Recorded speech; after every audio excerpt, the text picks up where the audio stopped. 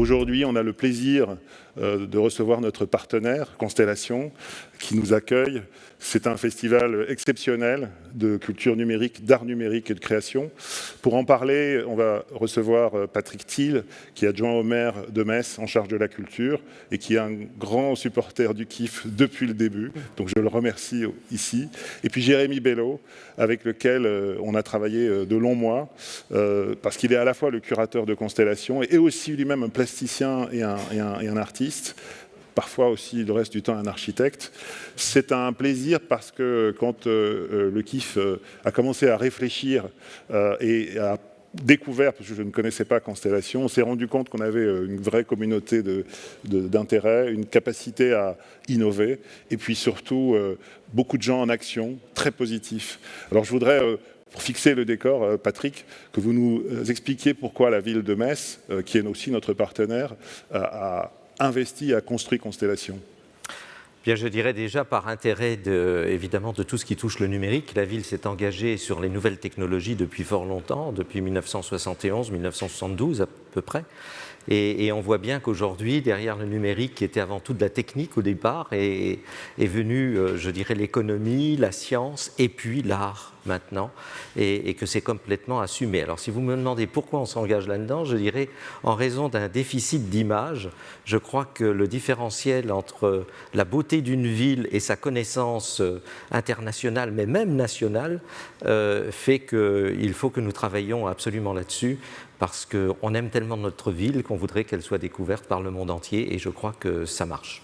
Il y a un patrimoine exceptionnel à Metz. Alors c'est la liaison effectivement entre le patrimoine et ces nouvelles technologies, et c'est un moyen pour certains qui ne connaissent pas ce patrimoine de le connaître, attirés qu'ils sont par ces œuvres numériques, mais aussi peut-être au reste de la France. Alors c'est assez paradoxal. D'abord, je dirais qu'on a, et dans l'ordre d'apparition, si vous me le permettez, un patrimoine italo-franco-allemand.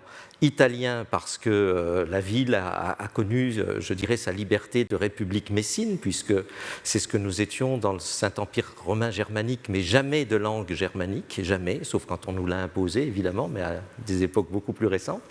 Et puis français, un peu plus français qu'ailleurs, c'est-à-dire c'est le classicisme qui domine, et bien sûr pas le baroque qu'on connaît dans toute l'Europe. Et ce classicisme est encore plus classique, si vous me permettez cette expression, renforcé par l'esprit militaire qui a été celui de la ville à partir de 1552, son rattachement au royaume de France. Et puis enfin, le patrimoine germanique qui a été imposé, je dirais surtout par Guillaume II, lors de cette annexion à partir de la perte de l'Alsace-Moselle, qu'on appelait l'Alsace-Lorraine, à partir de 1870. Et nous avons un tel patrimoine intéressant sur ce plan du germanique que pendant longtemps, on n'osait pas le regarder. Mon grand-père, quand je passais devant la gare, me disait « ne regarde pas, c'est moche parce que c'est Bosch ». Et je ne parle pas de la marque, bien entendu. Ouais. Et aujourd'hui, cette gare parfaitement germanique et par le vote populaire des internautes est depuis 3 fois la plus belle gare de France. C'est vrai que revanche. Quand on arrive à Metz, à la gare, on est surpris par cette architecture qui n'a rien à voir avec celle à laquelle on est habitué en France, et qui est en même temps forte parce qu'elle est au cœur avec toute une architecture aussi qui est héritée de l'Empire allemand. Puis quand on va de l'autre côté, on arrive sur le centre Pompidou. Voilà. Il y a les deux faces, cette modernité, tout ce nouveau quartier qui pointe vers le centre Georges Pompidou. Ce centre Pompidou dans lequel nous sommes. Donc voilà, donc ce patrimoine est riche, mais il n'est pas connu. En plus, on est une des villes les plus vertes de France et engagée dans l'écologie urbaine, si j'ose dire, dès les années 70, ce qui était à l'époque, je dirais, encore pas du tout un parti politique, encore moins, mais qui était une science.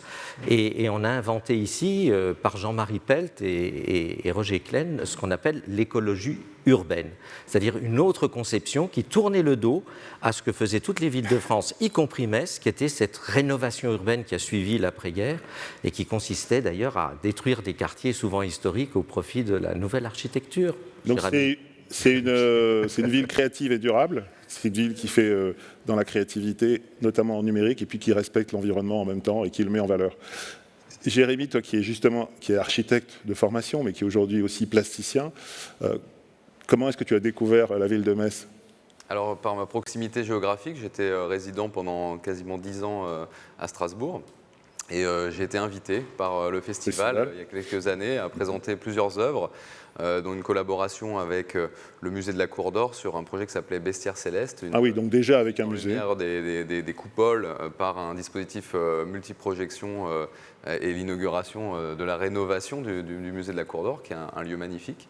Et une très belle rencontre aussi avec M. Brunella, avec qui on a travaillé. Qui est venu tout à fait, qui est sur ce plateau. Et qui est un grand partenaire du projet Constellation, qui du coup accueille une œuvre cette année de Laszlo Bordos sur la cour arrière, sur la cour du grenier de Chèvremont. Donc c'est quelqu'un qui aussi fait évoluer l'architecture de son musée.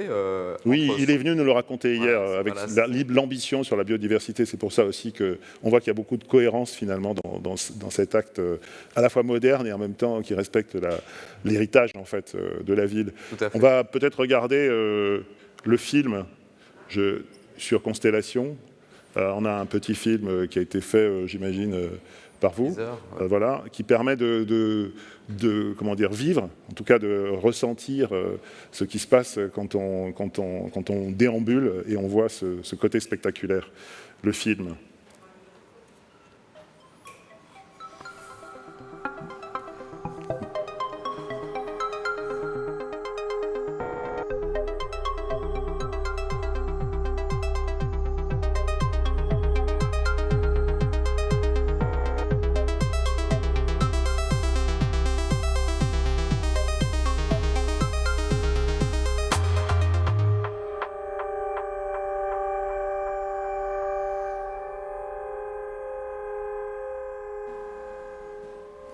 Donc on a vu la cathédrale Saint-Étienne illuminée. C'est le clou du spectacle Constellation qui a lieu partout dans la ville. Toi qui en es le curateur, comment est-ce que tu construis cette... Alors, c'est vrai que la cathédrale, c'est un point de rendez-vous. Hein. C'est vrai qu'il y a un phénomène habitus autour de ce lieu. Il fait partie du parcours, c'est une des pièces maîtresses, évidemment.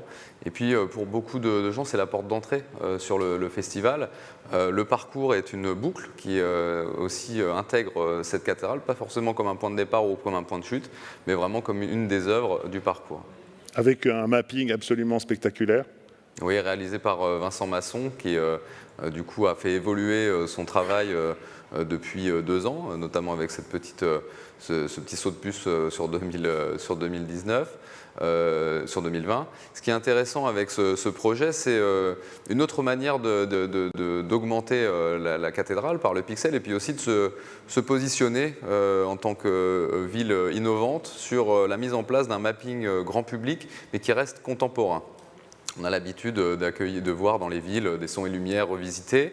Ici, il y a un vrai parti pris assez fort de la ville que j'accompagne pour mettre en place des projets plus contemporains. Donc toi, tu fais la curation de l'ensemble, c'est-à-dire qu'il y a un certain nombre d'artistes qui sont choisis, puis un appel à projet international. Tout à fait. Alors, on a mis en place cette année une nouveauté, l'appel à projet international sur l'église Saint-Clément, peut-être qui se prolongera l'année prochaine, peut-être sur un autre site. L'enjeu, c'était de s'ouvrir à l'international. On sait comment fonctionne la municipalité en termes de production, la logique des marchés publics, etc. Donc l'idée, c'est aussi de s'ouvrir à des créateurs qui n'ont pas forcément accès aux passerelles administratives françaises pour pouvoir répondre aux projets. Donc c'est européen, c'est mondial, c'est international. Oui, tout à fait, avec des réponses qui ont une quarantaine de propositions qui sont venues du monde entier. Et dont on a sélectionné 10 œuvres qui sont présentées sur la façade de l'église. Je crois qu'on doit pouvoir montrer des photos de la sélection qui nous ont été fournies pour que ceux qui ne l'ont pas vu mesurent cette ouverture. Ça se voyait un peu dans le film, mais c'était un clip qui allait très très vite. Oui. Peut-être qu'on le repassera d'ailleurs, mais il y a quelque chose qui est très frappant quand on déambule dans Metz, c'est vraiment il y a des surprises. Hein. On arrive dans des lieux qui sont classiques, vraiment le classicisme, et puis tout d'un coup on se retrouve plongé dans un univers, notamment dans cette installation dont on parlait tous les deux tout à l'heure, qui est à l'intérieur d'un temple, je crois, oui. Où 2 ordinateurs se parlent à coups de rayons laser, hein, je caricature. Est-ce que tu peux raconter cette expérience? Et puis quand les images seront lancées, tu pourras, et d'ailleurs Patrick aussi, les commenter. Alors, ce qu'il faut rappeler, c'est la thématique de cette année, la thématique de l'eau dans l'espace qui a guidé les artistes. Une logique autour de l'eau dans l'espace comme une ressource à préserver ici, et puis une source de fantasme. On retrouve bien le côté durable et créatif. Tout à fait. Et puis le positionnement de la ville et son rapport à l'eau qui est très important, la question du reflet, du mouvement. Le fleuve. Un fleuve qui traverse la ville. Et des œuvres qui vont être présentées de part et d'autre de ce fleuve, avec comme support l'architecture de cette ville.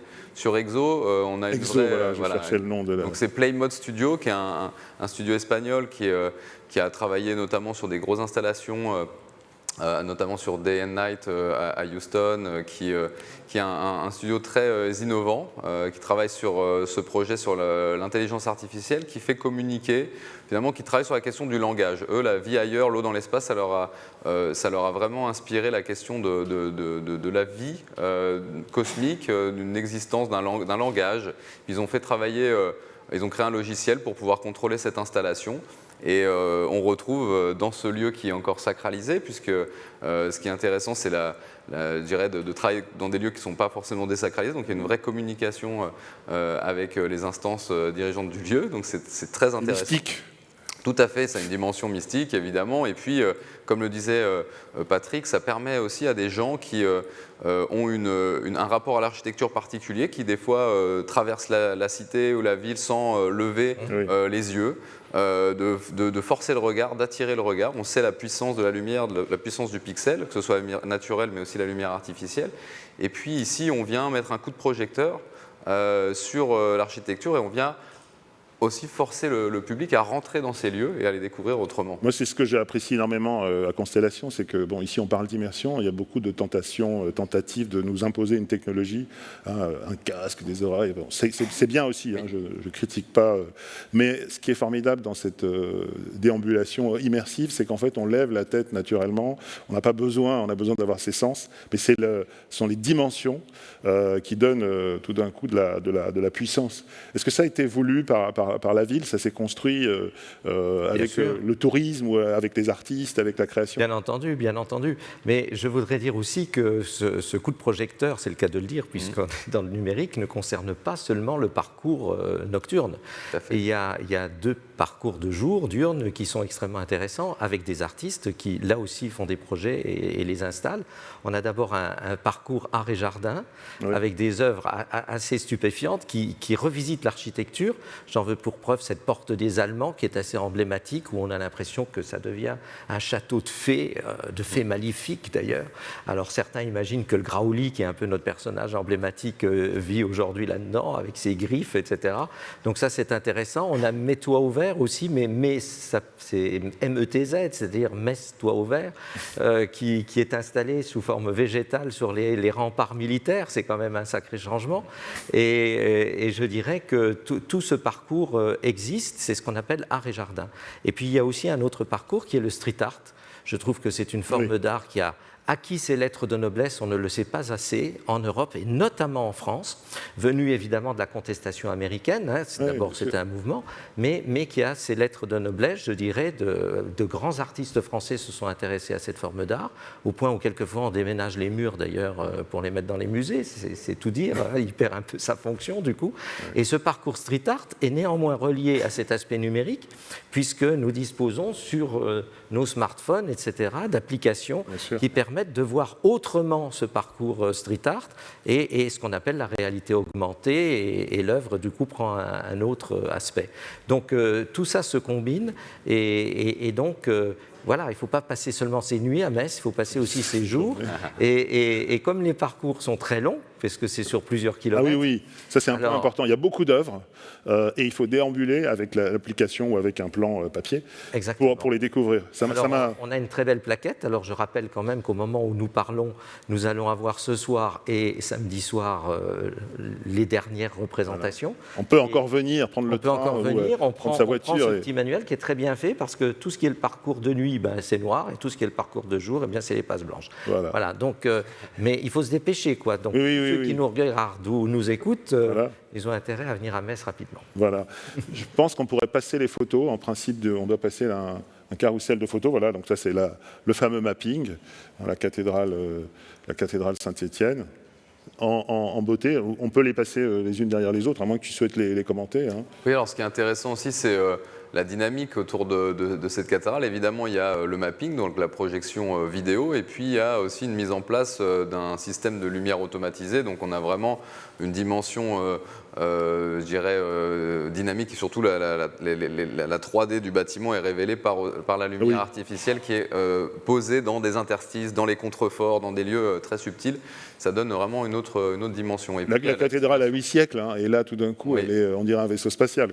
C'est-à-dire que, par exemple, la rosace, on la prend dans la figure, si vous voulez, parce qu'il y a des moments où elle est... D'ailleurs, c'est toujours frustrant à voir en photo ou en vidéo, parce qu'on dit toujours, mais en fait, j'ai vu autre chose. Enfin, oui, puisqu'il y a le phénomène d'anamorphose qui est important, notamment sur Morphosis, puisqu'il a décidé, alors ça marche plus ou moins bien en fonction des points de vue, mais il a décidé vraiment de travailler cette question de l'anamorphose, et comme le disait très justement Patrick, d'avoir... alors il y a un point de vue qui marche vraiment très bien, comme toujours quand on est dans une 3D, on n'a pas la technologie qui est ici qui nous permet d'avoir le changement de perspective automatisé. Donc on a vraiment un point de vue axial qui marche très très fort, notamment quand on est en contre-plongée. Donc là, ça c'est une autre installation. Oui, en partenariat avec la région. Ce qui est intéressant, c'est d'occuper ces deux espaces à l'hôtel de région. C'est une rencontre entre un artiste strasbourgeois et puis un duo de musique électronique messin. Ce qui est intéressant avec cette rencontre, c'est justement l'enjeu du projet. Deux artistes qui ne travaillaient pas ensemble, j'ai décidé de les faire se rencontrer autour d'un projet en plus qui fait sens puisqu'on est à l'hôtel de région. Et ils ont livré une œuvre de très grande qualité sur un artiste qui est vraiment un artiste émergent. Donc c'est aussi ça Constellation, c'est la possibilité de se faire rencontrer des gens qui sont déjà des gens qui ont une carrière dans les arts technologiques ou les arts numériques, et puis d'autres qui sont des artistes émergents. Et nous, on a un devoir en tant que collectivité aussi de pousser ces artistes à créer. Ça, c'est un point aussi extrêmement important. Et la région, j'étais conseiller régional jusqu'il y a très peu de temps, puisque je n'ai pas souhaité me représenter, et dire, par exemple, l'œuvre qu'on voit actuellement à l'écran, c'est une œuvre qui est achetée par la région. Voilà, c'est ça. Et qui est mise en perspective dans ce très beau cloître du coup classique et du coup du XVIIe siècle. Et c'est extrêmement intéressant parce que ça permet aussi à la région Grand Est de faire ensuite circuler cette œuvre. Donc c'est une collection qui est en train de se déployer dans toute la région. Et ensuite se déploie dans toutes les villes de la région Grand Est. C'est avec la DRAC, c'est avec quelle institution? Non, ça c'est vraiment... C'est carrément la région. C'est la région, voilà. Il faut rendre à la région ce qui est à la région. Et effectivement, là, on voit encore une autre œuvre. Encore une fois, je répète, on est très content d'avoir ces photos en définition qui sont très belles, mais il faut vraiment le voir. C'est-à-dire que là, on est vraiment dans la définition dont on a parlé au KIF depuis le début, c'est que le numérique ne s'oppose pas, il enrichit, et il faut aller voir les œuvres. On en parlait hier autour de l'opéra ou de la musique. En fait, ça doit donner envie. Et donc là, on a des photos qui sont belles, mais elles ne remplacent pas l'expérience de la déambulation et puis le choc visuel que l'on ressent quand on est en face de quelque chose qui nous envoie de la lumière. Il y a une émotion tout à fait particulière parce qu'en plus on voit les lieux, leur profondeur, c'est-à-dire qu'on est vraiment dans une architecture souvent assez classique. Oui, ça c'est, je crois, à souligner, c'est que le numérique n'implique pas le froid ou la distanciation. Non. Au contraire, on crée de l'émotion. Le numérique, finalement, c'est un nouvel instrument de travail. Hein, il faut c'est les nouveaux pinceaux. Oui, moi j'appelle ça le stylo quelquefois, ou le pinceau. Et comme on s'est intéressé à la littérature ou aux livres après la révolution de Gutenberg, on est à peu près, sinon plus, dans une révolution aussi importante pour l'humanité que lorsqu'est arrivé l'écrit imprimé. Et on regardait l'écrit imprimé parce que c'était tout à fait nouveau, mais derrière ça, il y a les œuvres littéraires, et bien là, il y a les œuvres artistiques. Et je crois que ça n'efface pas l'artiste, au contraire, ça le révèle. Cette photo-là, il y a beaucoup de gens m'ont parlé de cette œuvre, des gens de l'équipe qui ont déambulé hier soir dans Metz. Ça fait partie de celle que je notamment Stan aussi. Valbert, qui est notre créateur et partenaire de beaucoup des décors qu'on voit autour de nous. Qu'est-ce que c'est Alors c'est une œuvre cinétique, c'est une œuvre que j'ai proposé à Peter Vacek et Adam Sigler, je leur ai proposé de s'installer au sein de cette église des Trinitaires. Pourquoi? Parce que vraiment, c'est un espace qui est magnifique, avec des ouvertures très singulières et puis une morphologie bien particulière. Tout à l'heure, on parlait du rapport qu'on peut avoir aux arts technologiques. C'est vrai que nous, on n'est pas dans une ode à la technologie ni à l'innovation à tout prix. Il y a certains dispositifs qui sont presque low-tech. Là, c'est des petits servomoteurs qui contrôlent des miroirs. C'est très complexe dans la mise en œuvre et dans la création du logiciel. Mais avant tout, il y a la question du propos. Alors, quel est le propos? Alors, ce propos, il y a une réflexion évidemment autour de la thématique de l'eau dans l'espace. Et puis eux, ils ont raconté une histoire, celle d'un voyage, de passer par un stade où ils sont au bord d'un étang avec des ondulations. Alors, je ne peux pas le raconter à leur place, mais c'est assez impossible. Drôle parce que la narration des artistes, on ne peut pas. Surtout, il y a des passages que j'ai compris vraiment après l'explication, notamment sur un rapport à la pluie, aux ondulations. Et du coup, on comprend mieux aussi ces chutes, des petits mouvements ondulatoires sur la sculpture. C'est magnifique. Ça crée vraiment une déconstruction, on est vraiment dans la déconstruction de l'architecture et en même temps on a cet objet qui est très fort puisqu'il est placé là dans cet ancien chœur en lieu et place de l'hôtel et on a, on a eu la bonne surprise de voir que la structure globale de la sculpture prenait exactement l'emprise au sol de la dalle qui accueillait l'hôtel. Donc ça, c'était un signe vraiment d'une intégration parfaite dans le lieu. Il y a autre chose aussi qui m'a frappé, c'était la jeunesse de ceux qui déambulent. Bon, alors c'est le soir, peut-être qu'ils ont plus le temps, c'est une ville aussi étudiante, qu'ils aient plus le temps, mais ça m'a frappé de voir ça se voit un peu sur la photo, mais il y a un petit côté, je ne vais pas dire rêve party, mais on est jeune, on circule, on partage des émotions, on rigole. Et ça, comment tu le vis, toi? Parce que toi, tu penses ce travail pendant des mois, les œuvres arrivent, et puis à un moment donné, il y a la rencontre avec le public.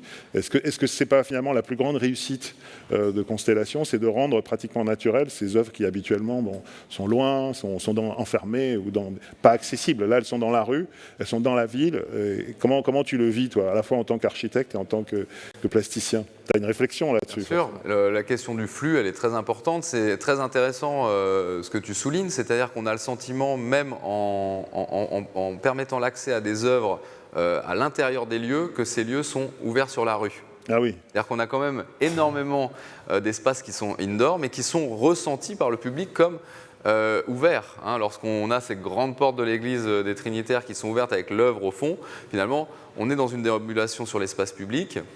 On est dans une expérience nouvelle de la ville, piétonne, avec des installations extérieures et intérieures, mais on a le sentiment que tout ça ne fait qu'un et que tous ces lieux, finalement, font partie de la rue et c'est très intéressant que tu le soulignes. Et donc, ça rejoint, Jérémy, qui est architecte, ça rejoint le premier art qui est l'architecture. Autrement dit, cet art numérique, qui est sans doute un des derniers, bien après le 9e, je ne sais pas quel numéro on pourrait lui donner, rejoint le premier art dans ce qui est directement disponible par le public. L'architecture, on se promène et puis on découvre l'architecture. Et là, c'est un petit peu pareil. Et puis, je le signale parce que je trouve ça très drôle. Vous savez, tout le monde a le cloud. On dit toujours, tiens, j'ai mes photos sur le cloud. Le cloud, il est à Metz, par exemple. Ah ben le voilà, le cloud. Alors, voilà, il est à l'Opéra. Donc, tout le monde peut voir enfin ce cloud dont on entend parler, qu'on ne voit jamais. Voilà. C'est un peu une plaisanterie. Mais... non, mais parce qu'en plus, on voit bien ce que vous disiez. Il y a l'architecture classique de l'Opéra. La magnifique perspective italienne dont vous parliez tout à l'heure. C'est le premier opéra de France. C'est surtout le plus vieux. Le plus vieux. Le premier qui est apparu en 1552, donc avant Bordeaux et Versailles, qui sont les trois opéras du XVIIIe siècle, ce qui est très rare. Vous savez, les opéras sont plutôt construits au XIXe et au XXe siècle. Et vous êtes le président de l'association des opéras de France. Oui. Donc vous êtes un passionné. Oui, je les connais pratiquement tous. Donc, c'est naturellement celui-là qui est le plus intéressant. Bien sûr. Donc là, dire on va mettre un nuage sur l'opéra, c'est quand même assez fort. Vous jouez avec les symboles. Le plus moderne, celui de l'iPhone, celui de toute notre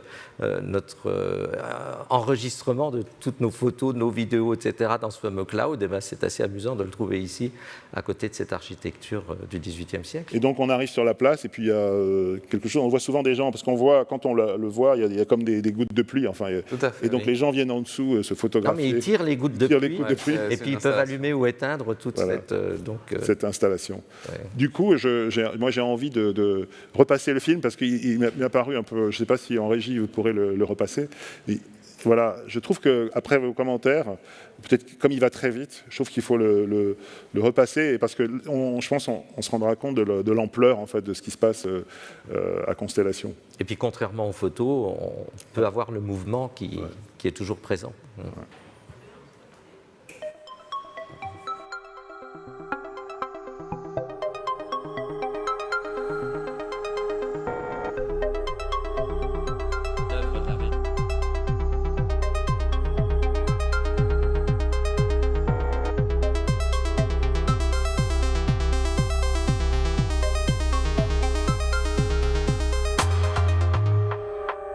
6 heures, hein, c'est frustrant.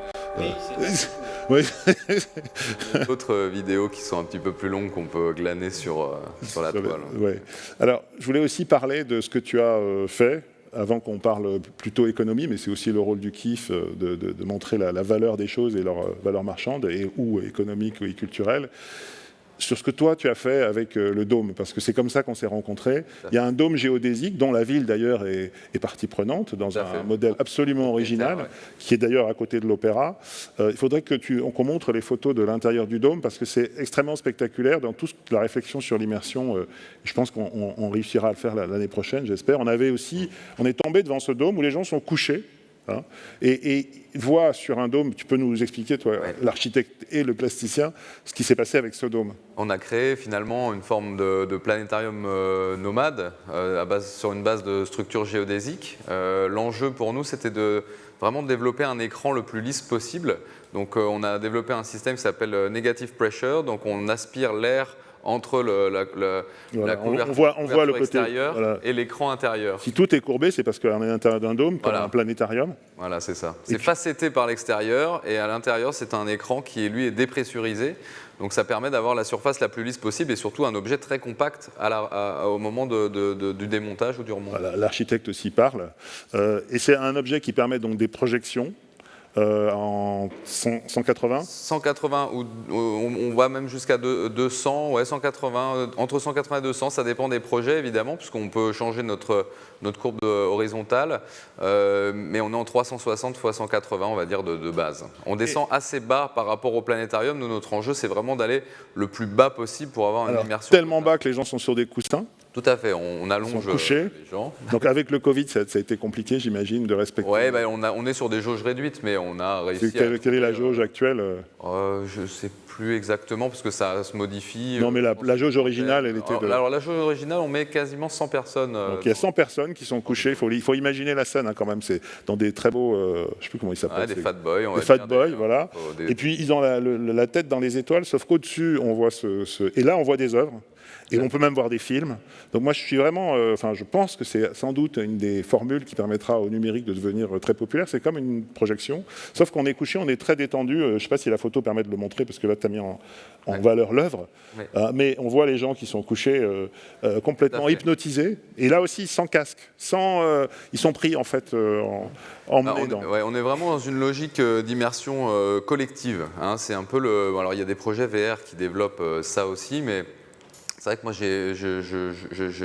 c'est plutôt répulsif de mon côté sur la question des casques VR.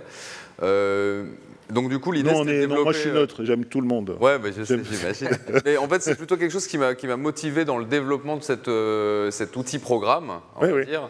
Et puis, du coup, on travaille avec des gens qui font partie de l'industrie VR pour l'adaptation de contenu. Ah mais oui, avec Cédric Bonin qui sera présent cet après-midi. Avec Diversion Cinéma. Diversion Cinéma. Donc vous prenez des œuvres qui ont été faites pour la VR. Pour la VR, et on les adaptez pour qu'on puisse les voir en 180. 180, et avec les mouvements de caméra qui permettent aussi de voir la sphère 360-360 avec différents points de vue, et puis de partager ces émotions en direct. Je trouve la chose la plus extraordinaire, parce que la VR, c'est un acte assez isolé.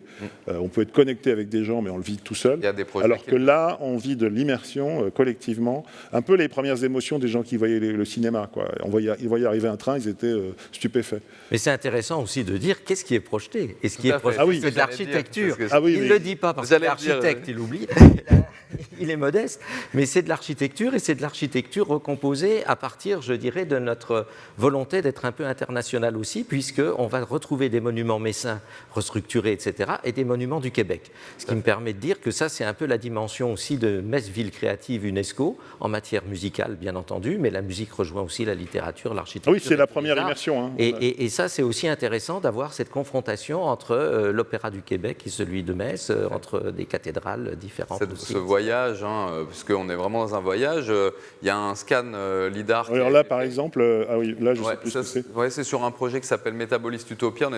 C'est un projet sur les architectures utopistes japonaises, donc du mouvement métaboliste, qui ont été reconstitués à l'intérieur du dôme pour finalement voyager dans les projets utopistes, donc recréer finalement à partir des maquettes, des planches, des architectes, des utopies, et puis de permettre de voyager dans ces utopies. Et je rebondis sur ce que disait Patrick. On a du coup sur le projet qui est actuellement présenté sur la place de la Comédie, un scan LIDAR qui a été fait de la cathédrale, également du parvis de l'Opéra à Montréal, et également à l'intérieur dans la salle de l'Opéra à Metz, qui nous permet d'ailleurs de traverser un rideau en nuage de points sur le plan final du projet. On est vraiment dans cette hybridation d'architecture, et puis en même temps, on rentre dans le nuage de points de la cathédrale. C'est très fort, c'est assez intense, et puis les artistes ont travaillé sur cette métamorphose, on a vraiment quelque chose d'assez organique. C'est quelque chose à découvrir, et puis on voit bien la fusion des technologies, c'est-à-dire qu'on a d'un côté de la captation 360, du scan LIDAR, l'intégration du scan LIDAR dans un environnement 360, et puis finalement le dôme qui vient restituer ces images et les présenter à travers une œuvre d'art. C'est magnifique, il faut vraiment le vivre. Là aussi, moi ça m'avait surpris, on avait été dans le dôme, à l'atelier, ouais. Voilà, à l'atelier où tu organises des projections privées pour ta fille, mais j'avais eu une projection privée et où je suis resté, enfin on a la tête ailleurs, quoi. Ça capte et ça prend l'attention, et comme en plus on est en position relax, en fait on oublie tout, quoi. C'est une vraie séance de je sais pas, c'est pas de la thérapie, mais on a fait des projets avec de l'hypnose aussi, voilà. Dedans, avec du coup, parce qu'on a un son spatialisé. Donc en 6 points, mais qu'on peut augmenter évidemment. Et puis là, on est en train de travailler sur l'axe Z pour commencer à monter des enceintes un cran au-dessus pour commencer à rentrer un petit peu dans la 3D, comme c'est le cas sur le dôme de la Satosphère à la SAT de Montréal, avec qui on travaille d'ailleurs, et on présentera en collaboration avec la SAT de Montréal ce week-end une série de courts-métrages qui s'appelle SATFest, ce soir et demain soir sur la place de la Comédie, pour augmenter le programme dans le cadre de la clôture, et surtout renforcer ce partenariat qu'on peut avoir avec la Société des Arts Technologiques de Montréal depuis plusieurs années maintenant.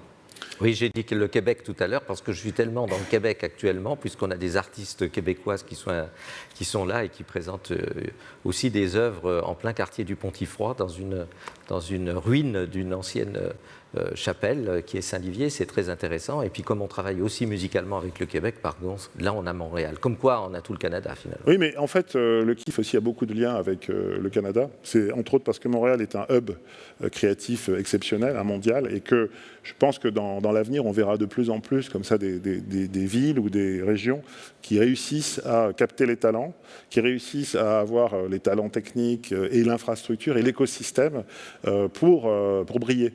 Et donc aujourd'hui, c'est un peu le modèle pour beaucoup de villes. Hein.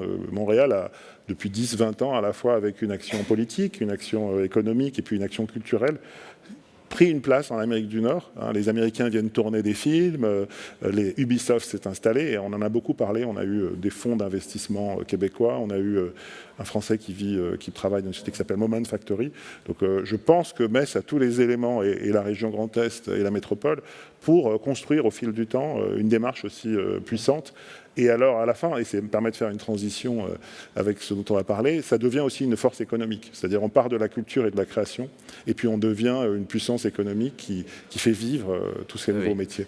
Je n'en parle pas parce que c'est mes collègues qui suivront, qui parleront de cet aspect économique, mais il faut dire que culture et économie ont toujours été liées.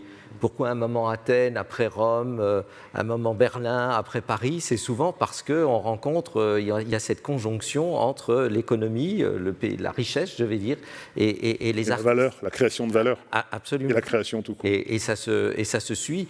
Et c'est vrai qu'on a connu une période, notamment, je dirais, dans les années 60-70, je pense notamment à l'architecture, où on a un peu oublié cette collaboration entre, je dirais, les arts, mais aussi la reconstruction et les artistes. On redécouvre aujourd'hui la Samaritaine, qui est quand même un joyau aussi, où les arts déco étaient présents, je dirais, dans le quotidien des gens. L'école de Nancy, vous voyez, je suis messin, j'en parle, c'est aussi cette conjonction-là. Et je crois que ça l'a été aussi à Metz, évidemment, avec ce qu'on appelle l'école de Metz. Je voudrais, avant que Marina Lallemand nous rejoigne pour parler justement de l'aspect économique, je ne sais pas si on peut passer ce que Stan Valbert a produit en faisant les photos. Je vais le studio Dreamcorp et Multicam. Voilà. Il est arrivé, voilà, et il s'est dit tiens, mais c'est Metz la nuit. Et donc là, on a un décor qui a été pensé à partir de photos, qui est une création pour le kiff. Et il a essayé de tout symboliser. Je ne sais pas ce que vous en pensez, parce que c'est une vision de quelqu'un qui voit la nuit. Vous reconnaissez votre cathédrale. Et puis, il a essayé de mélanger, je dirais, et de recréer une perception qui est à la fois issue de la vidéo et puis de la création aussi, parce que je pense que toutes ces œuvres l'ont saisi. Est-ce qu'on peut voir... il y en a deux, il y en a un aussi avec la cathédrale, c'est un mouvement... Et donc là, pour le coup, on est dans de la XR, on est avec un système de tracking, ces images sont absolument numériques, et je pense que c'est aussi, on l'a vu notamment avec Oman Factory, on va avoir de plus en plus des créations urbaines, qui voilà. Donc là, on part dans le vortex, on change, on est dans un mouvement, voilà, et on va arriver, voilà, et là, on se balade. Et là, tout ce qu'on voit là est fabriqué de manière complètement numérique.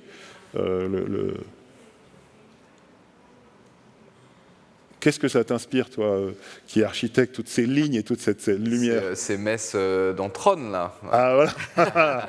On voit tout de suite les références. Ce qui est intéressant, c'est de rebondir sur aussi notre projet signalétique. On a un projet de mise en lien des sites avec des systèmes de laser. Du coup, on a recréé avec Julien Floria un principe de constellation, mais vu du ciel. Ça m'inspire un peu ça, ces rayons bleus qui traversent la ville en ce moment à Metz et qui nous permettent d'aller d'un bâtiment à un autre pour les relier. C'est un peu notre constellation à nous, mais vue du ciel. C'est exactement la vision qu'a eu Stan. On est venu ici, il a pris des photos depuis le toit du centre, et puis il les a recréés tout l'été. Ils ont bossé vraiment énormément pour avoir cette réalisation, avec évidemment, c'est une perspective... Alors, ce que je trouve, moi, très intéressant, c'est que je pensais aux lumières, parce que derrière le numérique, il y a cet aspect de lumière, et derrière l'aspect de lumière, eh bien, il y a effectivement la tradition messine. D'abord, c'est vrai que nous avons contribué au siècle des Lumières par plusieurs de nos intellectuels messins, je pense à l'abbé Grégoire, mais il n'y a pas que lui. Oui. Et puis, il y a aussi la lumière de cette cathédrale, qui est quand même déclarée depuis Verlaine comme étant la lanterne du bon Dieu, c'est-à-dire qui est tellement vitrée, puisque ça a été longtemps avant cette cathédrale africaine qui voulait défier, y compris Rome d'ailleurs, n'est-ce pas, par ses dimensions. Alors, on est une cathédrale très, très vitraillée, si j'ose dire, avec 6500 mètres carrés de vitraux. Et puis aujourd'hui, on a par exemple la chaire de photonique, une des plus brillantes de France, qui travaille justement sur cette particule de lumière qui est un peu notre avenir. Et cette cathédrale, elle domine toujours Metz. Un jour, un ministre de la Culture disait « La cathédrale de Metz domine sa ville comme l'acropole Athènes ». Je trouve que c'est assez juste. Ah oui. C'est à la fois l'architecture et l'esprit. Et effectivement, il y a un petit côté Tron qui te... Oui, et puis il y a la question aussi de la cellule domestique, puisque ce qui est intéressant avec Constellation, c'est qu'on sort aussi de l'espace privé pour aller sur l'espace public, on sort de la tablette et de l'écran à la maison pour aller apprécier, je dirais, une autre manière de traiter cette lumière artificielle, et puis aussi un autre regard sur les outils du quotidien. Hein. C'est vrai qu'on a ces enjeux qui sont portés par les arts technologiques, les arts numériques, les arts visuels, qui utilisent les interfaces, l'ordinateur dans leur processus de conception, aussi de questionner l'usage quotidien, l'usage du numérique outrancier, et c'est important et je trouve cette image, moi, je vois aussi une ville avec plein de gens chez eux. Ah oui, oui, c'est-à-dire que c'est Les gens dans les maisons. Ouais. Voilà, voilà. Non, c'est une ville vivante. Voilà. C'est ce qu'on disait tout à l'heure. Voilà, avec cette envie aussi de faire sortir les gens de chez eux, ça c'est un des enjeux pour nous, de se rencontrer, tout simplement. Puis je pense qu'on en a besoin après ce qu'on a vécu, ce qu'on continue à vivre. Voilà. Merci beaucoup.